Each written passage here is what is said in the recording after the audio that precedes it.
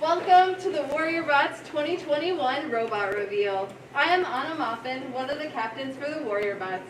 I will be one of your MCs tonight, along with my teammate Bennett. To start, we would like to introduce Jessica Myron. Thank you all for joining us, either in person or virtually. My name's Jessica Myron, and I'm one of the captains of the Warrior Bots, along with Anna Moffin, Andy Lee, and Pedro Molina. This year has been really challenging, to say the least, but we wanted to thank all of our families and sponsors for supporting us throughout the year. We hope that you enjoy our robot reveal. First, we will tell you a little bit about what our team does. We compete in the International First Robotics Competition.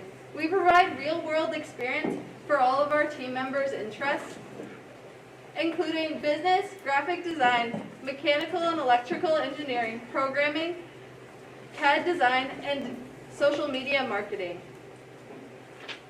Now, we will move on to the reveal board, which will explain what we did throughout the year and what we have accomplished. If you are in person, feel free to walk around the room and look at the boards. If you have any questions, ask someone in a red polo. And for you live stream people, enjoy watching the presentation video on the boards.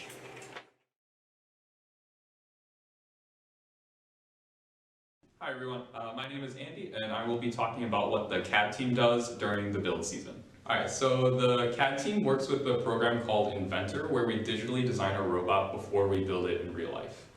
So we do this after our prototyping phase where we create various prototypes of our mechanisms, and then we take those dimensions and parts and put them into our CAD models.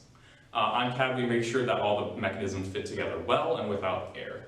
The CAD team also works on creating parts that we cannot purchase. So like this year we had a pulley that had to fit a bearing inside of it, and we couldn't buy those, so we designed one on CAD ourselves and we were able to 3D print it. Other things that the CAD team does is we also design brackets for parts that we try to recreate on our own. So two of those examples would be the brackets that we had for mounting our motors and the bracket that we made for holding our battery. My name is Kyle and I'll be explaining the 3D printer. Throughout the robotics season, we have used the 3D printer for many useful projects. One main use was for the innovation project, in which we printed a prototype of their idea. This includes a 3-piece ball socket joint. Another main project was for the pulleys and gears. The pulleys were used for the inner intake. A smaller gear was used for the shooter, and a bigger gear was used for spinning the outer intake on the same axis as the inner intake. Despite our successes, our battle against printing temperature and speed was a setback throughout the season. Hi everyone, Andy again. I will now be talking about what we did to design and prototype our intake for the 2021 season. So this year first gave us the opportunity to do something that we've never been able to do before, which is just repeating a game. So we were able to take our flaws and issues that we found with last year's intake design and fix them for this year. So last year's outer intake design, we used mecanum wheels, but we found issues with the balls rolling under the bumpers. So this year we went with an over the bumper outer intake design. For our inner intake design, last year's design was pretty good with the conveyor system, but we found that the frame was not structurally stable enough.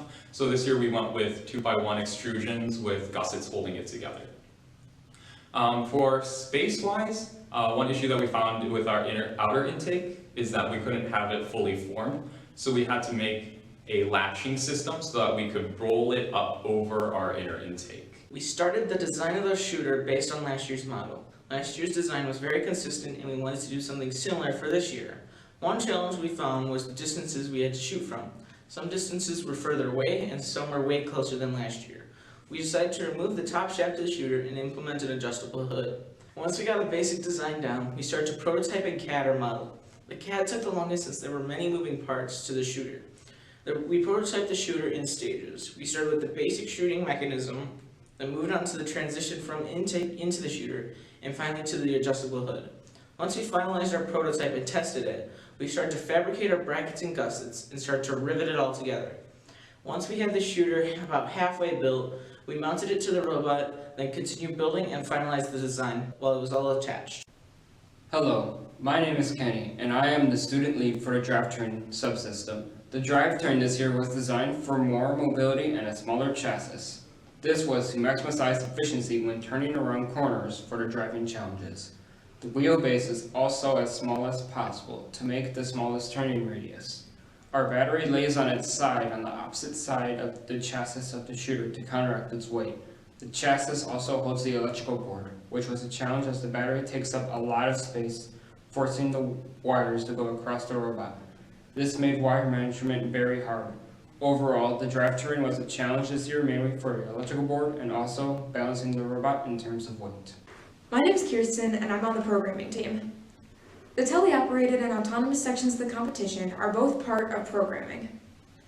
The teleoperation, or teleop, is the connection of everything from the person to the robot. Teleop requires a human driver who uses pre-programmed buttons and joysticks to control the robot. One example of teleop is the driver's control of the drivetrain.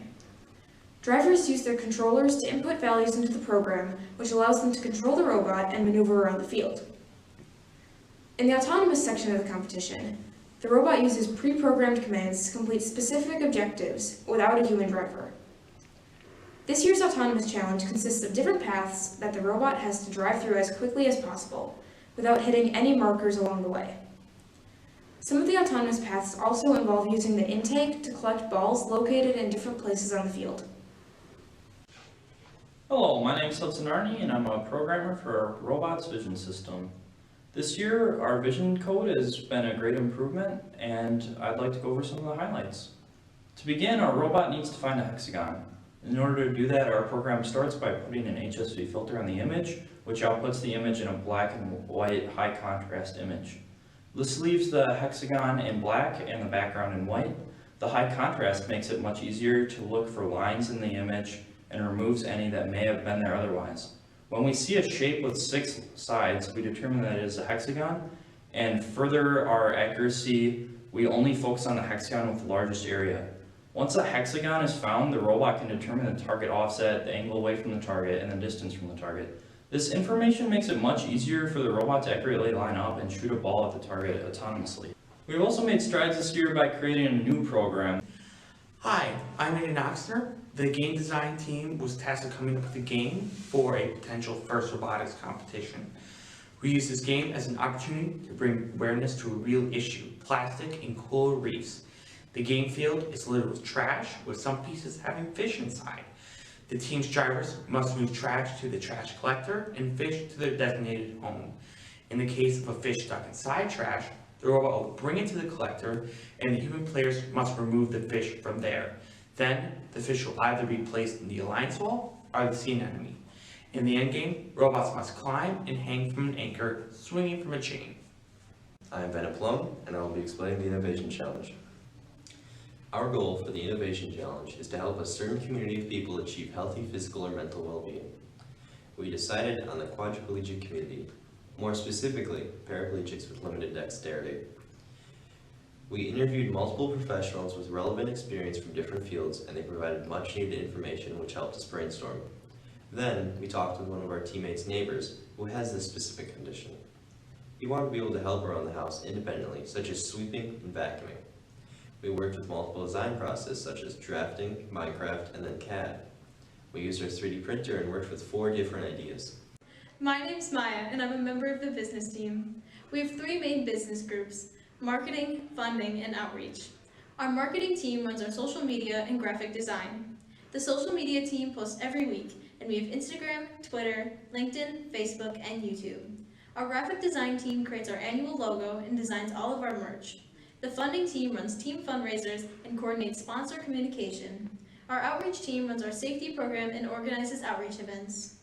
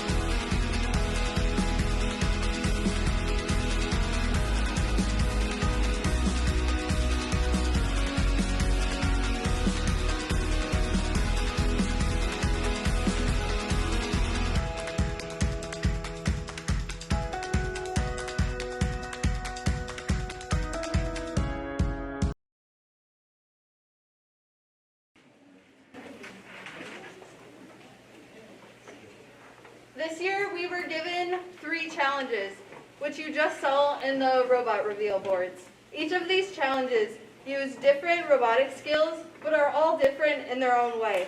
These challenges are Innovation Challenge, Game Design, and Infinite Recharge at Home.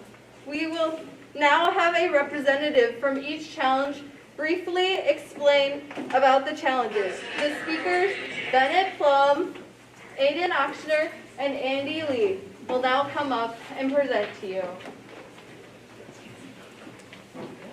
Hello, I'm the representative for Innovations team. So our overall goal was to come up with a solution for a community of people to help their mental or physical goals.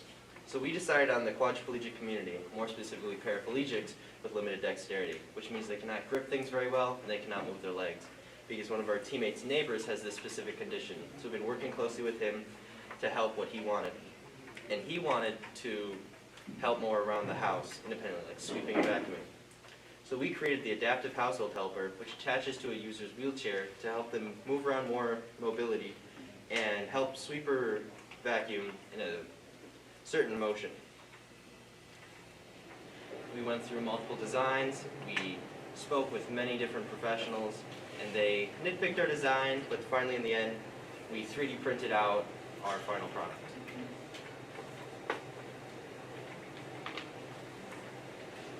Hi, I'm Aiden Ochsner. I'm representing game design. So this year, we wanted to create a game that would talk about a current issue in our oceans, plastic pollution. In particular, we chose a coral reef to set our game in. So this year, at the beginning of the game, the field will be littered with trash, and when the robots pick up the trash, they have to, some pieces may have fish inside, so when they bring it to the trash collector, the human player inside the trash collector will take the fish out of the trash and put it back onto the field. And then there are 2 types of fish, tropical fish and clownfish. In the case of a tropical fish, the fish must be placed into the alliance wall. In the case of a clownfish, the fish must be placed into the sea anemone. The sea anemone is one of my personal favorite structures because it has 2 methods of getting inside there. You can either push the fish through the sea anemone, or you can shoot it over. And then at the end of the game, the robot has to climb onto an anchor and hang off of it for 5 seconds. Bye. Alright, hello everyone. I'm Andy, and I'll be introducing you guys to this year's game, which is Infinite Recharge at Home. So this year's game includes a teleoperated and autonomous different tasks that we have to do. And actually this year's game incorporates a lot of the elements from last year's game. So last year, as most of you guys probably already know, a lot of the teams weren't able to compete with their robots because their competitions got canceled for unfortunate reasons I'm sure we're all a little bit too familiar with. So but it actually gave us a really cool opportunity where we were able to take a lot of the challenges that we found with last year's robot and improve them for this year. So hopefully as you guys walked around the boards, you got to see a lot of the talk about our improvements that we focused on, and hopefully you guys will be able to see that when we reveal the robot. Hope you guys are all excited.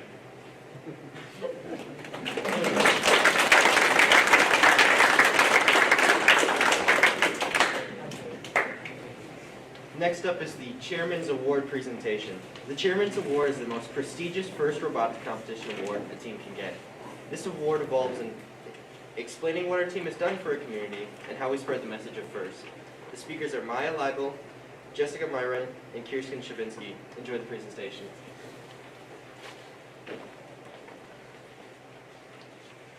We're the WarriorBots, Team 6421, with our 5-year plan. The WarriorBots started in 2017, 5 years ago, with only 23 students and 6 mentors. In our first year, the team created our 5-year plan to guide our efforts towards spreading the message of FIRST in our school and community. Year 1 is outreach, which motivates our team to spread the message of FIRST. In the past 5 years, the WarriorBots have reached out to our community in many ways. We participate in a community festival called Jammin' on Janesville, where we let kids drive Vex robots. Our social media team posts every week, and we have a Twitter, Instagram, LinkedIn, Facebook, and YouTube to reach as many people as possible. We also have our Adopt a Robot Part program, which allows community members to contribute smaller amounts of money that correlate to the standard robot part. During the pandemic, we 3D printed and donated over 1,000 masks to teachers, nurses, and essential workers, as well as sewing and donating over 200 masks. In addition to reaching out in our community, we also reach out to local companies in the STEM fields. We communicate through monthly and during build season weekly emails to our sponsors, and we invited them all to our robot reveal last year. Our sponsors help us throughout the season by teaching us the industrial applications of FIRST and robotics principles. Gear 2 is teamwork. Our team is student-led with 2 junior and 2 senior captains to ensure that half of our captains are experienced in leadership roles. These veteran captains help to instill the values of our team in new members and teach the new generation of captains. We have different subsystems on our team that tackle different parts of the robot, which are led by advising mentors and students who help teach the new members the technical basics and values of FIRST.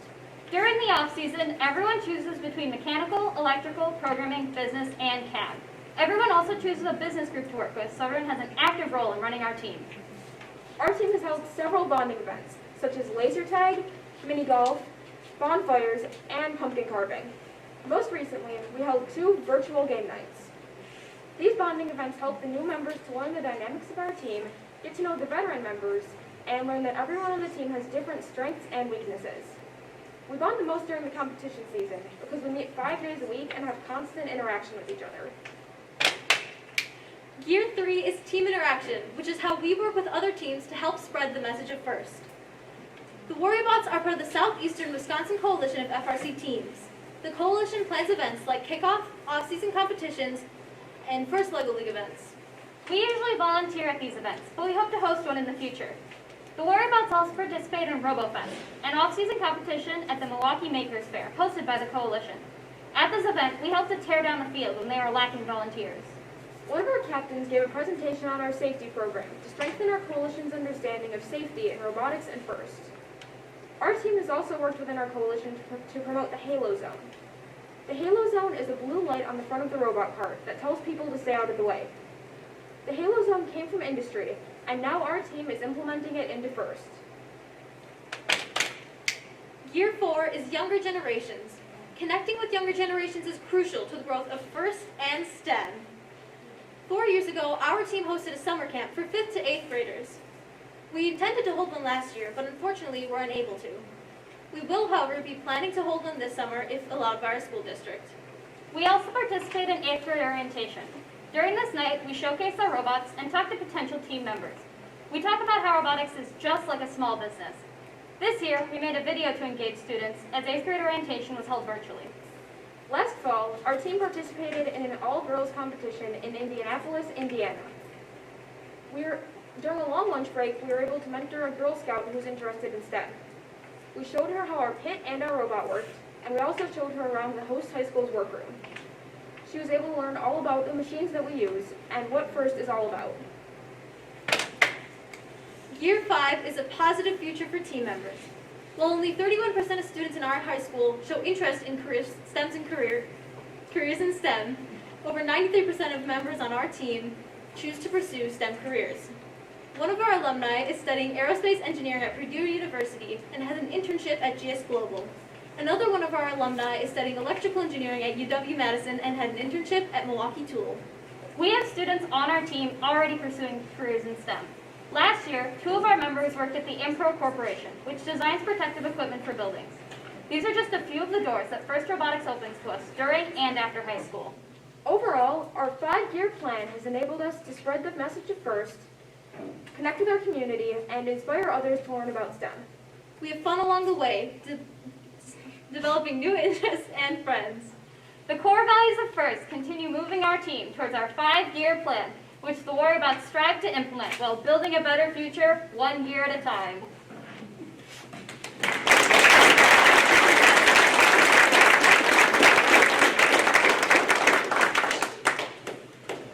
That was a great presentation, gotta say. Now we would like to introduce our lead mentors to say a few words. Welcome, Daniel Myron, and Christopher Moffin.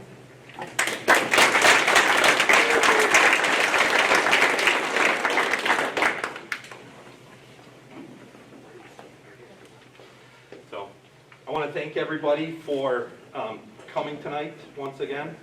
It's been a wonderful 8 weeks now, something like that. So it's been wonderful. The kids have done a lot, and we've done a lot of firsts this year. And I wanted to talk a little bit about some of the firsts that we've done. So first one is, I think over half of our team is first-year students, which is really cool. And they had a lot of opportunity to build something great. The next thing is, I was going to make notes, but we had problems with the robots. So, but the next first was, after week 1, we actually had a drive chassis that we could run and practice on. We've never had that before week 4, I don't think. So that was huge. So the drivers had a chance to drive and learn the robot a little and learn some of the courses they have to run with the different challenges. Next one was autonomous. For the first time, we used autonomous that was more than just driving to a distance. We're actually using some code to drive a path. You'll see that later. And that was, Kirsten did a lot with that. She really did a lot of work and learned that so that we could have autonomous. So, yep. And then one other first is, and this is just because Mr. Irvine's here, but one day we actually were using 6 different rooms and a hallway on the weekend. We were doing so much that we were down in the wood shop using the CNC machine. We were down here with one group doing vision stuff. We were in another room doing autonomous work. And then we were using 3 rooms upstairs for the challenges and building the robot. And we were also using the hallway. So the kids were really engaged, and with that engagement, we had to really, we really had to use the space available to us, and we used it how the best we can. So thank you very much. So Chris. So again, for this year, it was a little different than a normal competition year this year. Again, they're not having in-person competitions. They are talking this summer about potentially having some off-season scrimmages. So there is a team up in Manitowoc looking to host something, things like that. So we're hoping that maybe later this summer we might be able to go and compete. We want to thank the mentors that have helped the team this year. We've had a really good group dedicated of mentors, a few new ones that have joined as well this year. Has really helped. We can't do this without the extra help. When we're in 6 rooms, we have to have 6 mentors in different places to work with the students. Again, any parents, as you look at this and you see what the kids are doing, please, join us next year if you're interested. If you have any interest, you don't have to have a technical background, there's a lot of things that we can have people help with. You'd be amazed at what you can do. The other thing I wanted to talk about on the business side, the kids did a great job again this year fundraising. Even in with the challenges a lot of companies have had this year, the kids still successfully raised, I think, over $20,000, over $20,000 to be able to support the team.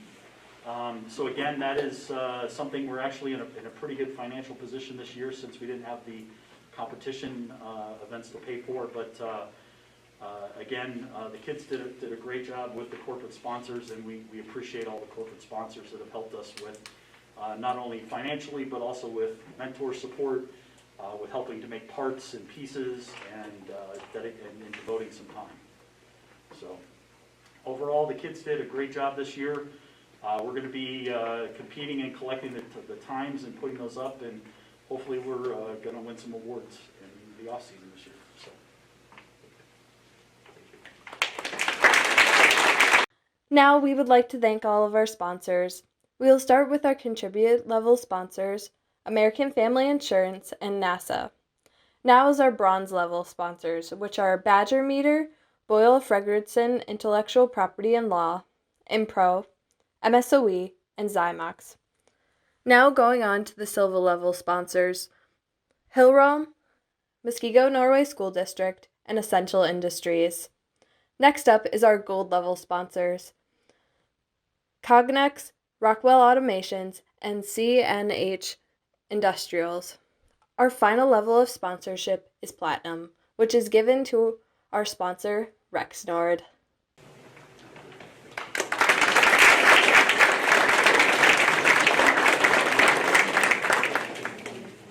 This is the moment you've all been waiting for the reveal of the 2021 robot. In-person people, please make your way to the robot area, and virtual people, you will see a picture slideshow until the robot is revealed. In 3, 2, 1.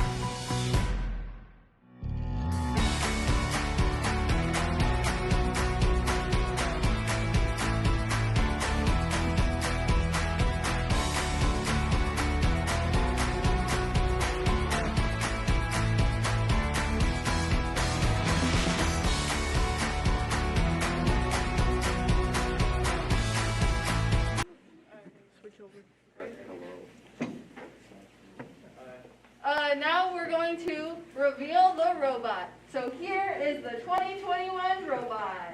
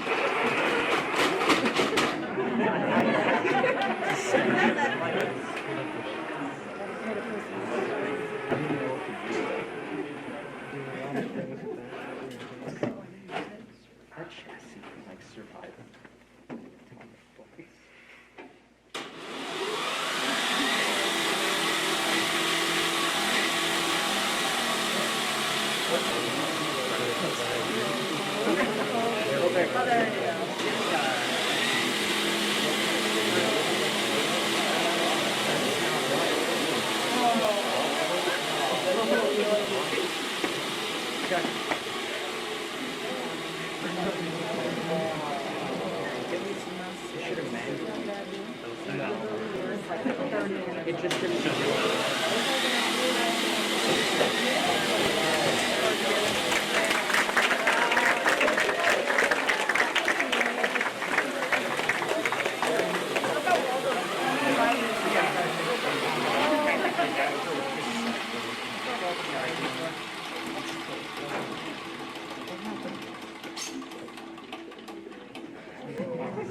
Love the flywheel. I don't think I'm only do. I love that. But I talked. It was the robot was under stress. Now we're setting up for the autonomous challenge. Just so you guys know, that's why he's putting out all the codes. I knew it, like,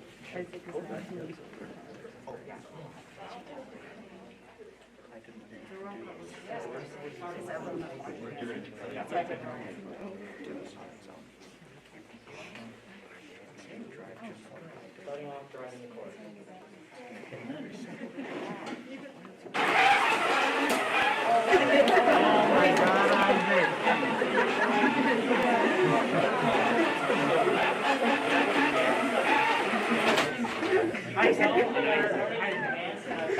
I got it on video too. Did you Isaac? Mikey, you better post that on what? Random. Did he break more codes? Yes. Wyatt, then you get all these little things that you can throw. You get more mini frisbees. No. More. We get more miniature frisbees. No, we don't. We use them as frisbees. They only want one.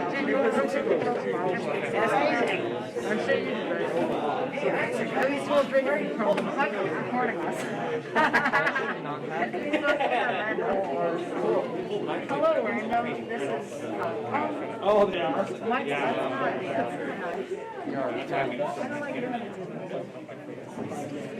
Plans for an amazing ultrasonic delivery.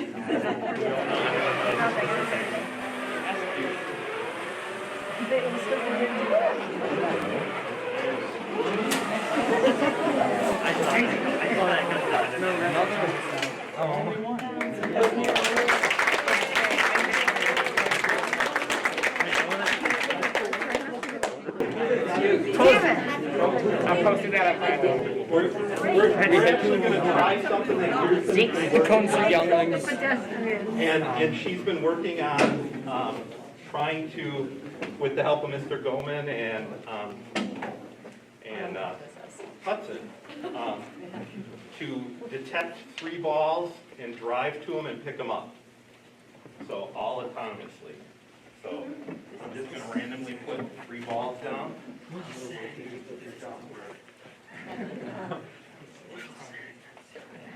So if it doesn't work, we've never tried this before. Watch it actually work. Yes. Watch it actually work.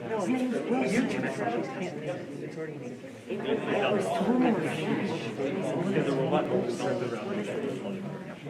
So hopefully it goes right, if not, we'll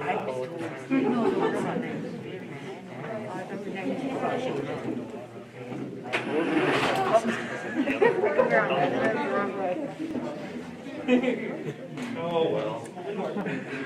We tried. No, just move it closer.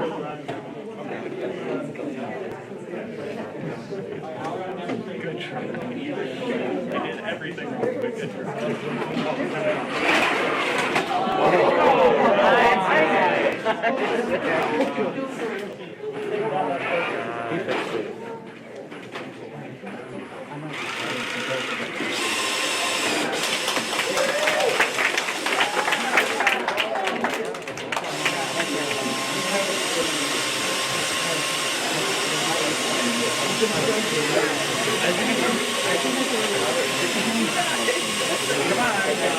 Yeah, I guess not. Outer to get the ball.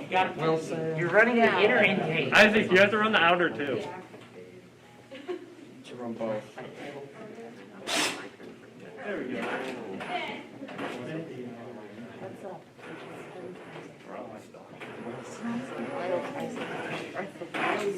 Approaches the ball. He strikes the ball.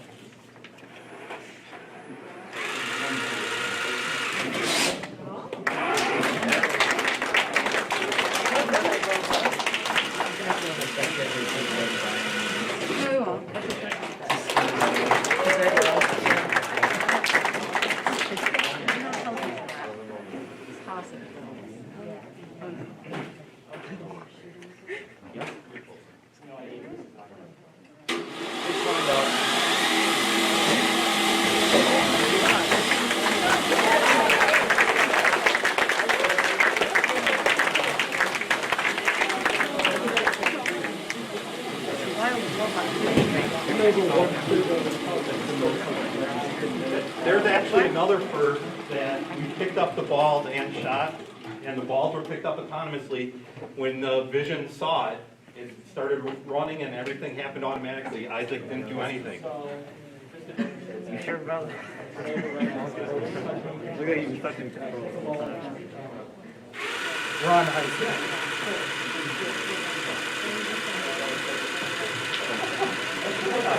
Isaac, now you gotta put the ball in it.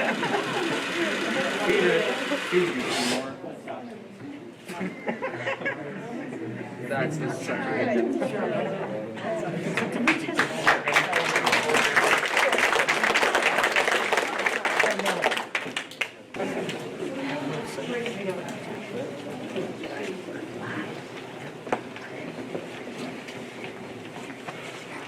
We have had so many great sponsors to help our team, but we wouldn't be anywhere without you parents.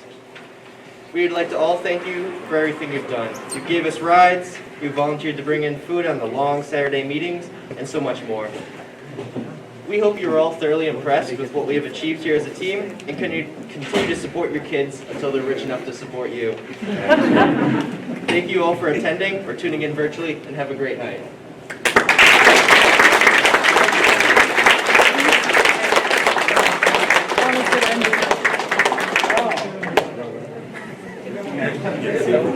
Thank you.